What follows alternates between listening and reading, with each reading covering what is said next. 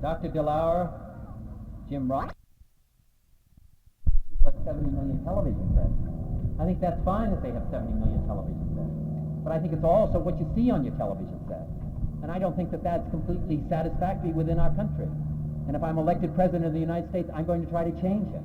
I'm going to try to change it so that we don't have violence, that we can't tolerate lawlessness.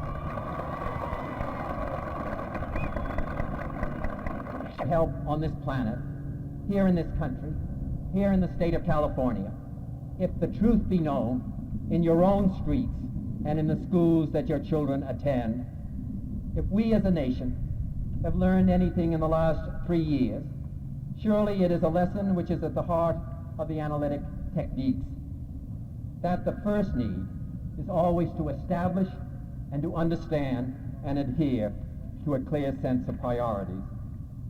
I'm for the space program, but I want to see it in its right priority, one which will allow it to continue its limitless future and not be suddenly pulled back or abandoned because the nation which supports it is distorted and devastated by internal revolution.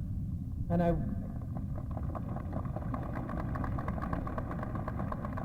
want to see you, the intellectual and creative leadership of this country, take the lead also in the exploration of our inner frontiers. Specifically, we need your help in cost-cutting innovation in housing, which has proceeded at half the rate of the economy as a whole. You have the know-how and the experience to do something about it. With your help, we could develop mass-produced units which could be built in a factory and installed on a site, or factories at the site could be set up to make construction and assembly line industry. Health costs are going up and up here in the United States, as all of you know from paying your own bills.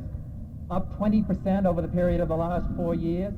Hospital bills up 40% over the period of the last several years. And it's estimated that by 1975, health costs will be up again another 140%. Well, that's going to be unsatisfactory. Appeal to you that this kind of effort and this kind of emphasis be placed on what you are doing now as well as what you've accomplished in the past. Your work has already contributed a great deal to health care, but there are other things which can be done. Computers can store medical records on a patient's life system, which can quickly dispatch the nearest police car to a scene of a crime, and new means of searching and identifying fingerprints. And there are other possibilities in education, in cleaning our air and water, in nearly every area that affects the life and the lives and the quality of life of American citizens across this globe. And really the opportunities that our children will have, the opportunities for the next generation of Americans. In all of this, I would like to see a partnership of government and technology. And the government will have to assist. But really, if we can focus attention on what needs to be done within the United States, it's fine that we do what we have to do in space, but we do have a priority to our own people within our own country. And we do have a priority to deal with some of these problems that affect all of your lives, which affect the lives of those who are poor, but affect the lives of those who have jobs, of those who have employment, and those who live in houses and homes in suburbs. What is happening in the United States, we can't separate what happens in Watts, what happens in eastern Kentucky, or what happens in the state of Nebraska, from what happens here.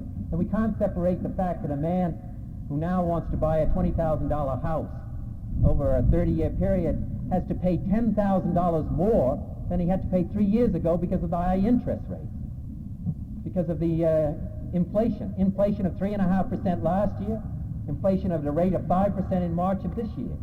What I say is that we can make progress in all of these matters. But what we need is the best brains and the best technique and the best imagination and the best initiative of all of our people working together to break down some of the barriers that presently exist between us, to talk about these problems openly and candidly, and then to try to act on them. That's what I have tried to do during the course of my campaign. That's what I intend to do here in the state of California as I ask for your help and assistance in my support in June of this year.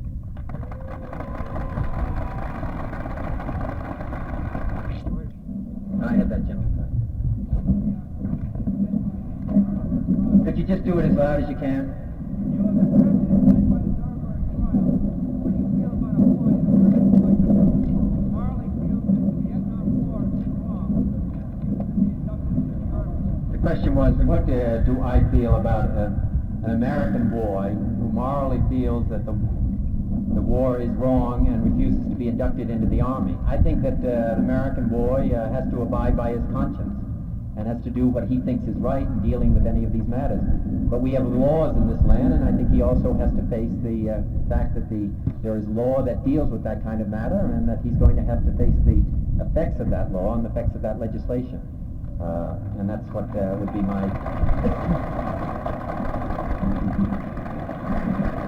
I have reservations, as I said, about the war, that we are spending there, back here in the United States, on some of our own problems.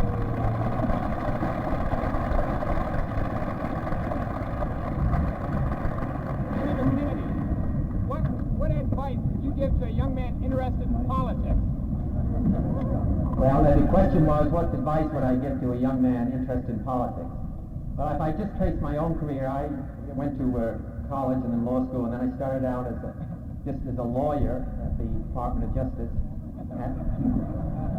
And I worked very hard, and I was diligent, and I stayed late at night, and I made a great deal of effort, and then 10 years later I was made Attorney General. So, Kennedy, I am the president of the Young Democrats at California State College, Dominguez Hills. There's only a 3-minute ride from this site. The student Dominguez Hills was considered an honor, indeed a privilege. You can find it here at well, he asked me to do his college, which is 3 minutes from here, that I come, and can I try to work it out with you afterwards and see what my schedule is? Well, then you can come right up here and see one of my marvelous students. See somebody.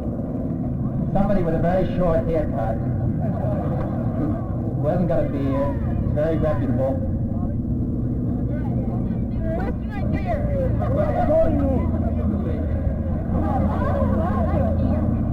Do you share your late brother's desire to put a man on the moon by 1970? Yeah, the question was, do I share President Kennedy's desire to put a man on the moon in 1970?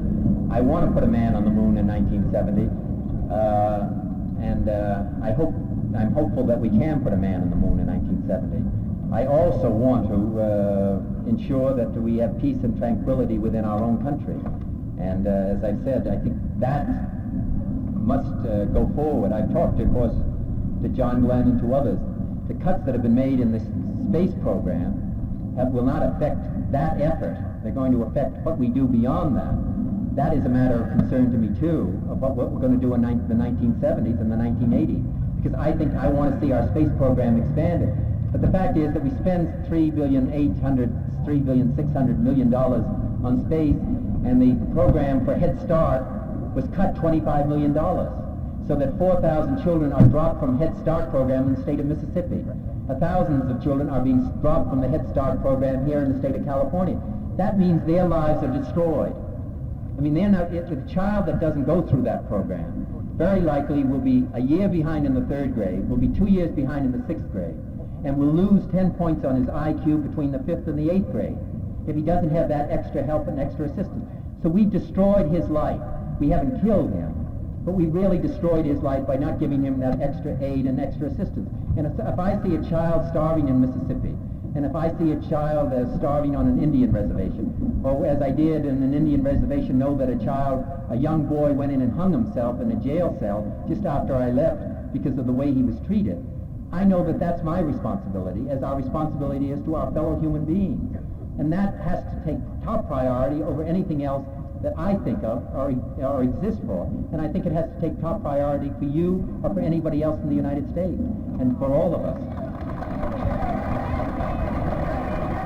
Can you just say it out again? I'm sorry. To hold still as much as possible while China's internal revolution runs its course, and to see that the Chinese do not inflict too much damage on the world before they come, as they must, to some more pragmatic way of coping with their enormous problems of change and modernization. Thus far, the Chinese record of instigating internal revolution has been one of consistent and dramatic failure. In Indonesia, in Malaya, and in Central Africa. For the foreseeable future, China can damage us only to the extent that we here in this country make it possible by involving ourselves in a land war with her on the continent of Asia.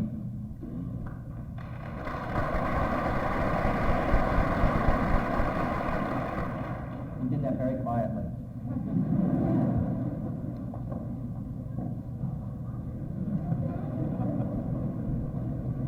Quite quietly. Fairly quietly. Our policy in Asia should be to rely principally on the great powers of that continent, of Japan and India, Indonesia, and even the Soviet Union, to contain Chinese expansion. In short, in Asia, as elsewhere, we must come to see ourselves, where necessary, only as a strategic reserve against the most serious of threats. The third great danger is not from an external enemy, it is from ourselves. This is precisely the danger, that in seeking universal peace, needlessly fearful of change and disorder that is bound to take place around the world, as it is even taking place within the United States itself, change and disorder, that we will in fact involve and embroil ourselves and the world in a whole series of Vietnams. It makes no sense for the future of the United States, and it makes no sense for the future of mankind and our ability to survive this century.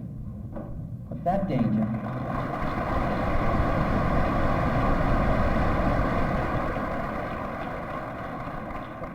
can only be of our own making.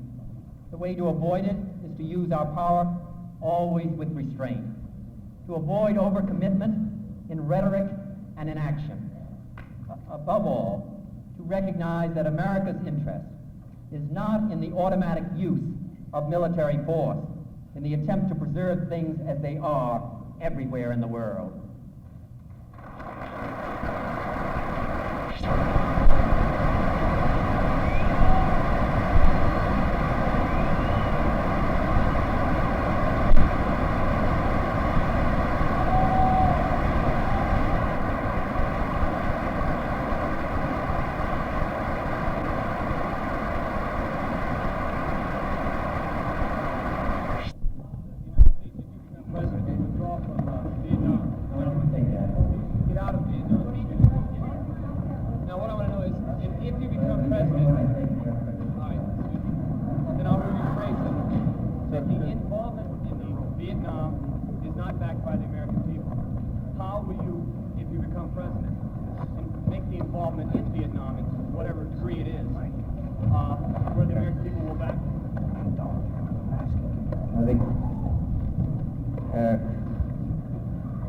Question was, do you want to know what my position is on Vietnam? Is that what it finally comes down to?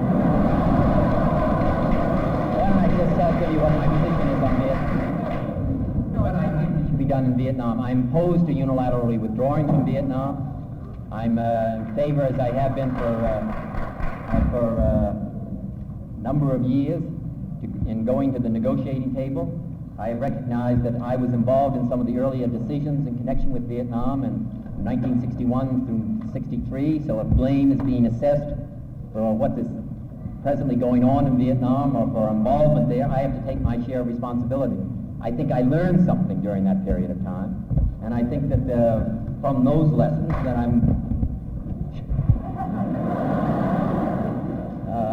that from that experience and from those lessons, I think that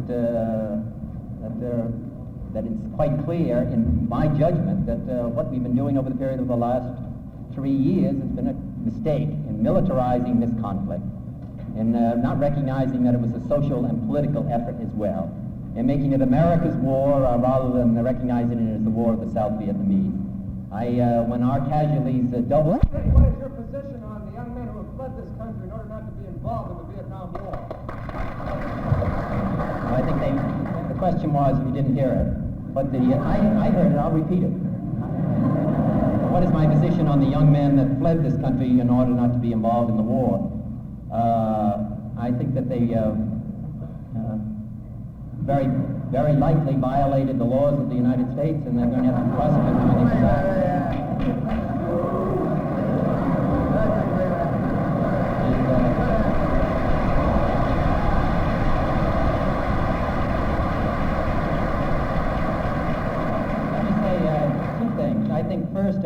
to respond to his own conscience. But second, I would tell you quite frankly, I don't think responding to your conscience is leaving the United States and going to Canada. If you want to, if you feel in your own conscience that the war is wrong and that you can't go in the army and cannot be involved in the conflict, then you can face the penalties of the law here in the United States.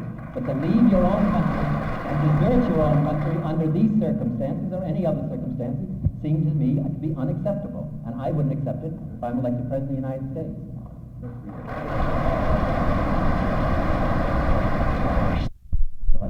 But I got that little boy.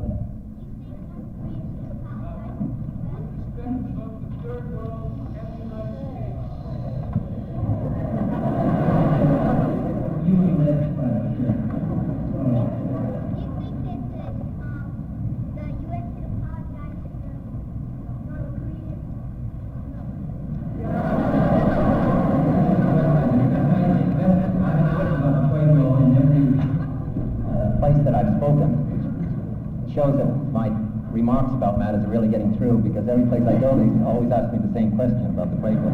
But I don't know how old you are, but that's put the best way that it's been put any time in the course of my campaign. You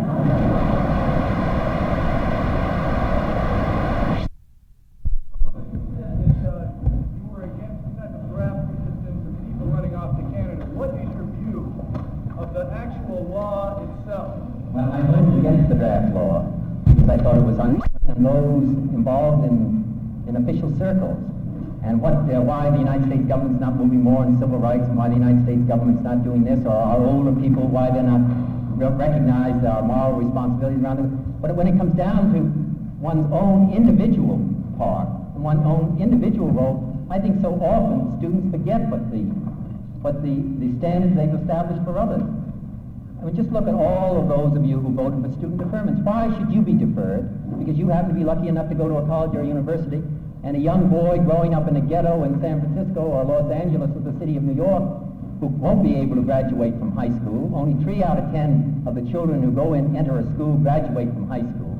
And of the 3 out of 10, they got a 50-50 chance of having the equivalent of an 8th grade education. They can't go on to a college. They're never going to go on to a university.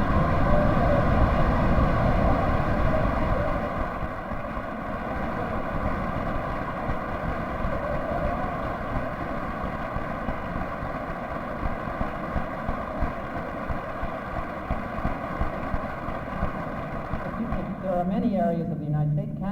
California happens to have a particularly, at least up to the last year or so, one of the most outstanding college university system in the country. But there are many areas of the United States in which it's very, very difficult still to go to a college or university. If you're a Negro and you live in the state of Mississippi, to get to a college or a university is virtually impossible. You've got twice as much chance now living in the United States to be drafted. If once you're considered eligible, you've got twice as much chance of being drafted if you're black than if you're white. The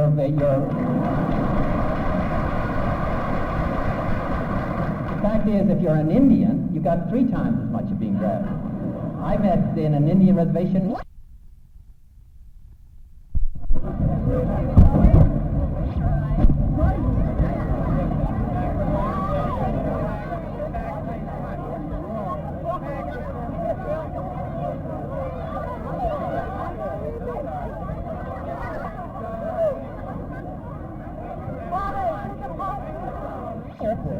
He's going to stop and turn.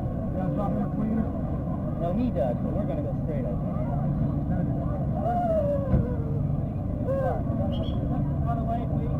Watch out for the bike.